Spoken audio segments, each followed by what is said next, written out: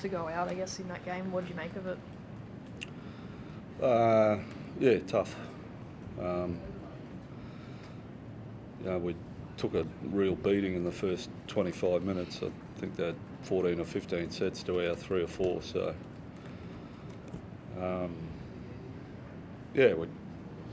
that probably drained us a lot. But I couldn't have been prouder of our effort. To go back and get control of that game in the second half, and we dominated the game in the second half. But we just found a way to keep inviting them back in. Should have gone to 8, should have controlled the ball. And then you get beat by a fingernail in the 90th minute. It's a hard one to swallow, but we just, there's no question about our endeavour. We just got to get better. What did you think of the try? Do you think he grounded it? Oh, well, if they say he grounded it. No, he probably got a finger on it. How tough was it out there, Benny? I mean, given the fact that you guys are sort of getting into sort of the 90th minute of a footy match and the conditions aren't great and things like that, like how much do you think that was playing a role in that sort of extra time? Yeah, it wasn't ideal. Like Hook touched on, the first 20-25 minutes we did a lot of work and spent a lot of gas, so going into extra time we were probably a bit gassed out, but we did enough still to win the game. We just let it slip. Well, those type of games you just need to, you really need to win if you want to be a genuine finals team. Yeah, absolutely. And we've won a few of those over the last few weeks, against Newcastle and the Roosters. But we'd done half. We'd just errors in our own end, and before, once we got to 6 in front, we didn't close the game out, and we're probably going to run away, and felt like we were going to run away and score another try there with that shift, but we give them the ball back. So they hurt, but they're part of growing as a team and making sure we learn from that.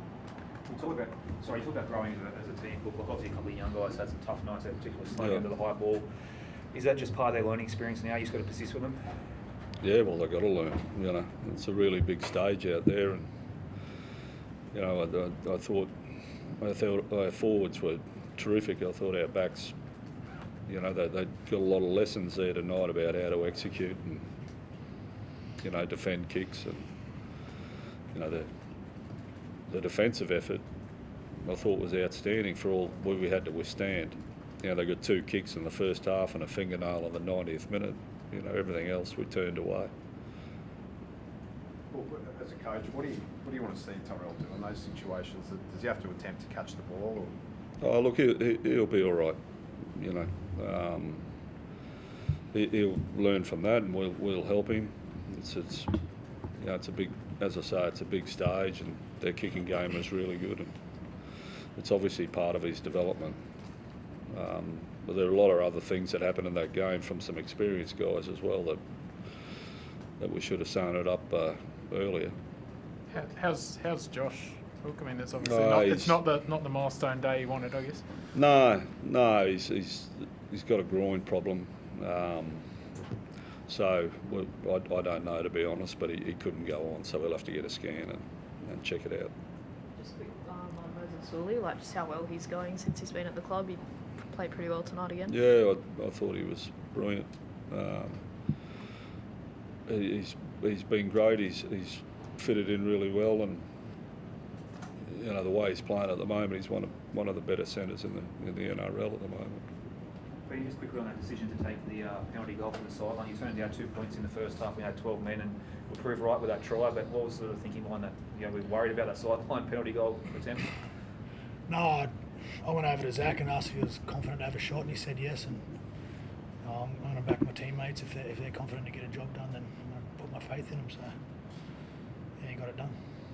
Hunty, sort of the field goal setups there in Golden Point, is a bit of work to be done there. You can see you wanted them to go straight at one point, and they're going right. Yeah, and that's another thing that we've got to work out. Take some good lessons out of that. You get down to those points, and we sort of got away from where you want to lay to kick that field goal a couple of times, and it probably did cost us. Yeah. Is that sort of what you're talking about there, in terms of that game management when you're in those tight games and the learnings for the young fellas, in terms of like taking away from that game, just going, oh, there are things that we can do better, we need to do better when we're in those situations? Yeah, I mean, there's a few old fellas out there too that can learn from that game, and it's something that we've all got to learn from. It really hurts, but you know, they're the biggest lessons, are the most valuable ones going forward as a group. So, you know, as I say, like, I couldn't have been prouder of the way we withstood that barrage and then got back to lead 16-10. We should have led 18-10, and even in the extra time, you know, they had the better extra time through our errors. So, and we kept scrambling and finding a way to stay in the game. But there's a lot of lessons for us all, you know, as a club, to make sure that when we get in those positions, we can close them off. And it's not about young blokes or that. You know, if you're in first grade, in the NRL, to put that much into the game and get that close to a win, we've got to learn how to finish that.